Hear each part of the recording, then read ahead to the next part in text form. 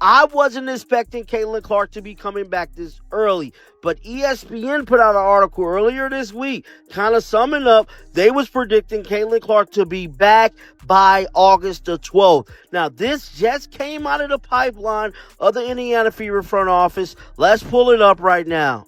The entire basketball world just held its breath. After weeks of radio silence and endless speculation, the news everyone's been waiting for finally dropped. Caitlin Clark's injury status has been upgraded, and she's officially listed as questionable for tonight's game. The golden goose of women's basketball is preparing to return, and the stakes couldn't be higher for the Indiana Fever's playoff dreams. But here's what nobody's talking about. This isn't just about one player coming back from injury. This is about saving an entire league from economic collapse. The numbers don't lie, and what they reveal about Clark's absence will shock you to your core.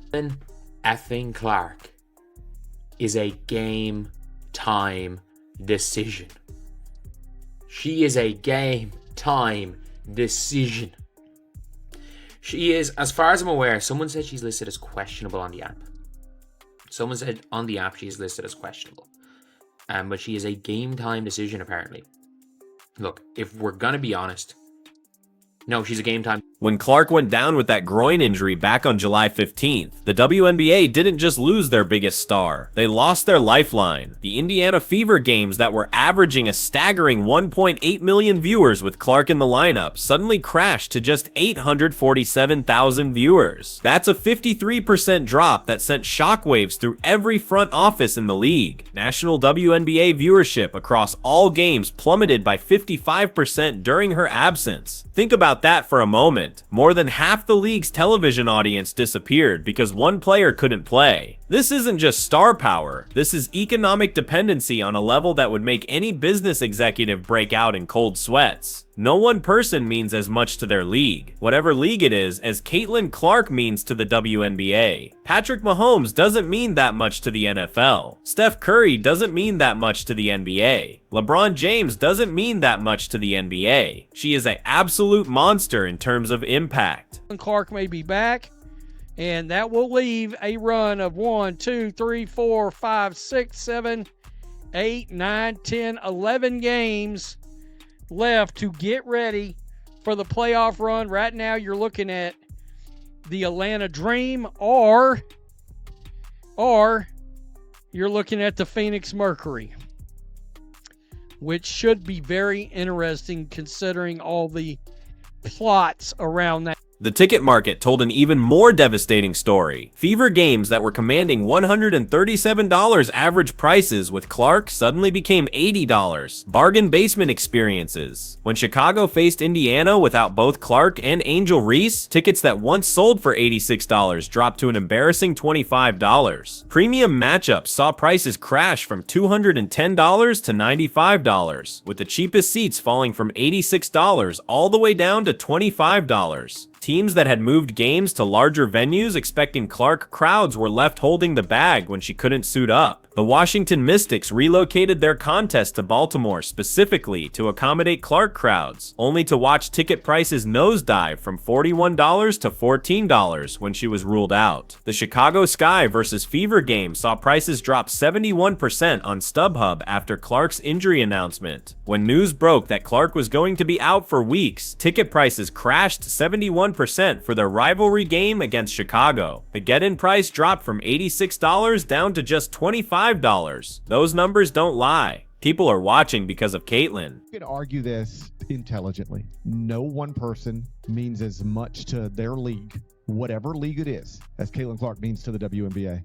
And no person has done more for their league than what Caitlin Clark has done for the WNBA. Patrick Mahomes does not mean that much to the NFL. Steph Curry does not mean that much to the NBA. LeBron James does not mean that much to the NBA. She is a monster. When we look back on this, Caitlin Clark will be for the WNBA what Magic Johnson and Larry Bird were for the... But while the league was hemorrhaging money and viewers, something incredible was happening in Indianapolis. The Indiana Fever weren't just surviving without their superstar, they were thriving. During Clark's absence, the Fever managed a respectable 6-4 record over their last 10 games, including a dominant 92-70 victory over Chicago while playing with only 9 available players. Kelsey Mitchell stepped into the point guard guard role magnificently, dropping 26 points and 8 assists with just 1 turnover against Chicago. Aaliyah Boston has been posting video game numbers, shooting 78% from the field over a 4-game stretch without Clark. The team proved they could compete at a high level even under the most adverse circumstances. Both backup point guards, Ari McDonald and Sidney Colson, suffered season-ending injuries in their August 7th game against Phoenix, leaving the team scrambling to sign 12-year veteran Odyssey Sims to a hardship contract. Yet somehow, this depleted roster found ways to win when it mattered most. Here's the uncomfortable truth that everyone in the organization understands. This is borrowed time. The Fever can survive without Clark for stretches, but they cannot thrive long-term. They cannot become championship contenders. They cannot sustain the massive television audiences and ticket sales that have transformed them from irrelevant to indispensable. You can't tell me that the Caitlin Clark effect isn't real.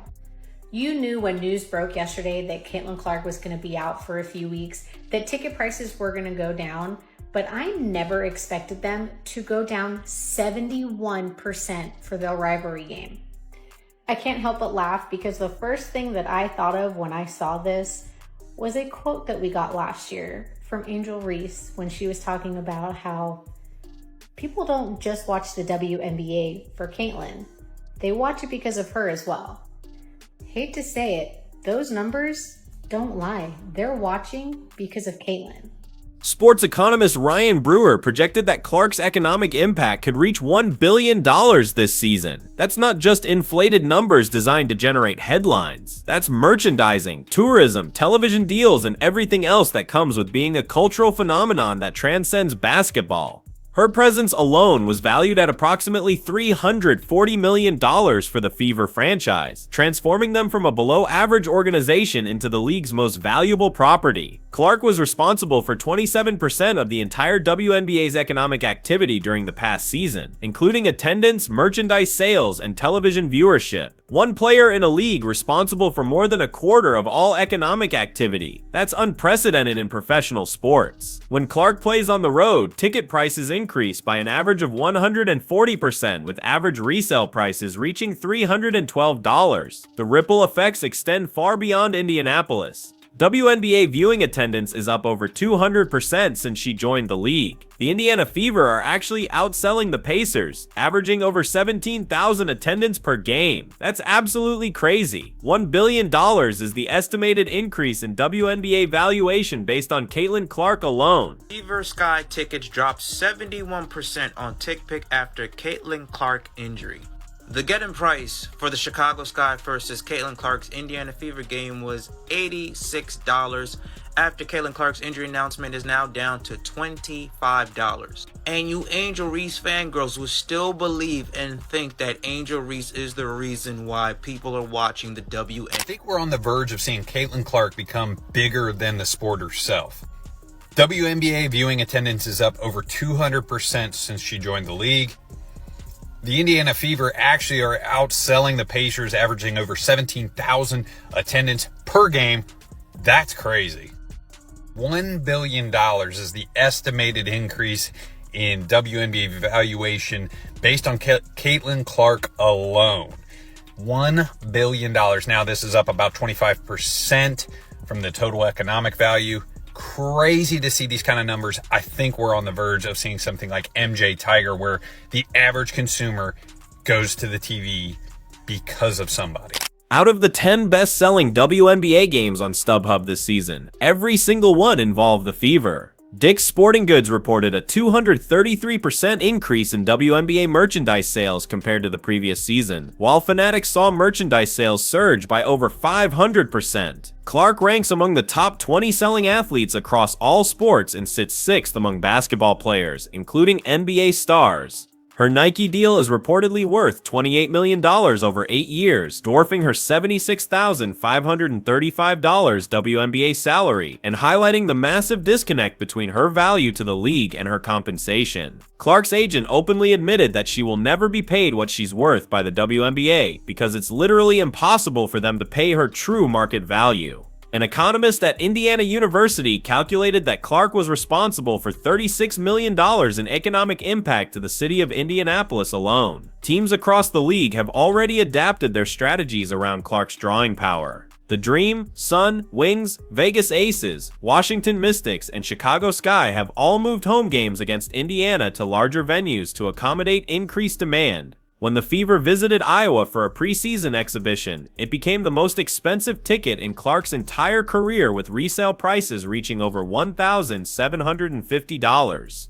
Caitlin Clark's agent, Aaron Kane, said Caitlin will never be paid what she's worth by the WNBA because it is quite literally impossible for them to pay her what she's worth. An economist at Indiana University Columbus calculated that Caitlin Clark was responsible for $36 million in economic impact to the city of Indianapolis, and that she is responsible for 27% of the entire WNBA's economic activity for this past season, including attendance, merchandise sales, and television. One player in a big league responsible for 27% of the economic. Despite having consecutive #1 overall picks in Aaliyah Boston and Clark, their championship window is more immediate than people realize. The WNBA's salary structure and competitive balance means sustained dominance is nearly impossible. The Fever need to capitalize on Clark's rookie contract and the momentum she's created before other teams catch up. Coach Stephanie White made aggressive offseason moves to surround Clark with veteran talent like Dana Bonner, Natasha Howard, and Sophie Cunningham, precisely because they know this window might not stay open forever. The margin for error when talking about playing championship caliber teams is incredibly small. Clark herself set the expectation before the season. Her goal was for the team to try to win a championship. That wasn't idle talk from a rookie. It was a statement of intent from someone who understands her unique position in the sports hierarchy. The early season victory over Chicago, 93-58, with Clark recording a triple-double in competitive games against defending champion New York Liberty, proved the Fever belonged in championship conversations. Now, if you're wondering about Odyssey, she is a guard,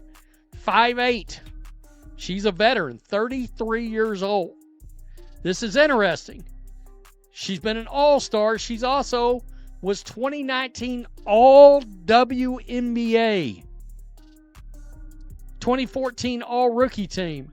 She's had some good seasons in here, folks. No, she doesn't have a great history with the three-point shot.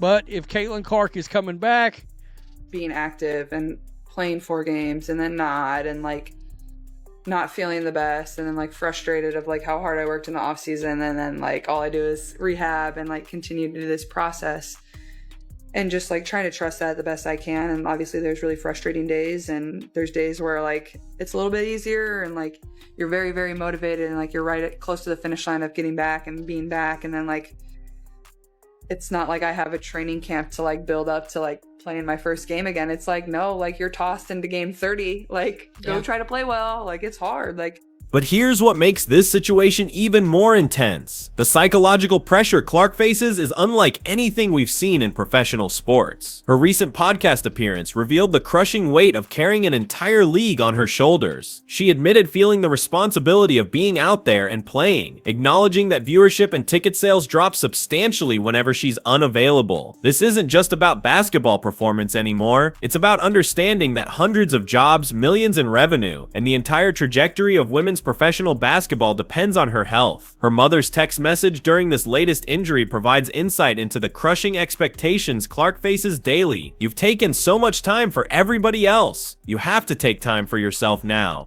Clark described the unique challenge of returning to professional basketball without the luxury of training camp preparation. It's not like I have a training camp to build up to playing my first game again. It's like, no, you're tossed into game 30. Go try to play well. She's dealing with the stop-and-go nature of soft tissue injuries while knowing that every game missed represents massive financial losses across multiple organizations. Being active and playing 4 games and then not feeling the best, and then frustrated of how hard she worked in the offseason, and then all she does is rehab and continue this process and trying to trust that the best she can. Now, Caitlin Clark just helped deliver a major statement win. On Saturday, June 14, Caitlin Clark returned to the court for the Indiana Fever after missing 5 games due to a quad injury. The Indiana Fever handed the New York Liberty their first loss of the season, and Caitlin Clark was at the center of it. She made a return with force, leading the charge on both ends of the floor, and she came back in dominant fashion, putting up 32 points, 9 assists, and 8 rebounds. Just shy of a 30-point triple-double in a 102-88 win over the New York Liberty.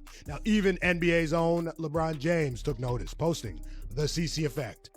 Caitlin Clark continues to crush the viewership department and bring in those big ratings. This is from ESPN PR. This past Sunday, ABC aired another of its most watched WNBA games ever with the Indiana Fever's win over the Dallas Wings. It averaged 2.1 million viewers and peaked at 2.5 million viewers. WNBA on ESPN is up 7% from last season, man. What? The numbers are crazy. The numbers are crazy. She's a draw.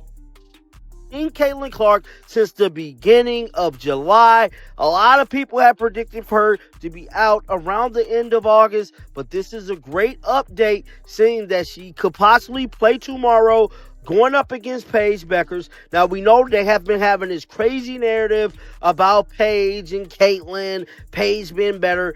Everything will be put to bed tomorrow. I pray, Caitlin. The timing of Clark's potential return couldn't be more perfect for drama. The Fever currently sit in playoff position at 5th in league standings, but they need every win to secure their postseason spot. They're riding a wave of confidence after dismantling Chicago without their star, proving they belong in championship conversations. When Clark finally returns, and all signs point to it happening very soon, expect absolute pandemonium. Her comeback game will likely be one of the most watched regular season WNBA games in history. The last time she returned from injury against New York Liberty, the game peaked at 2.8 million viewers and became ESPN's third most watched WNBA game ever. The business implications are staggering. ESPN Network saw massive gains once Clark was healthy last season. Games across ESPN platforms average 1.3 million viewers when she plays, up significantly from baseline numbers. 21 of the 24 WNBA broadcasts that drew at least 1 million viewers last season featured Clark. This timing aligns perfectly with the WNBA's new $2.2 billion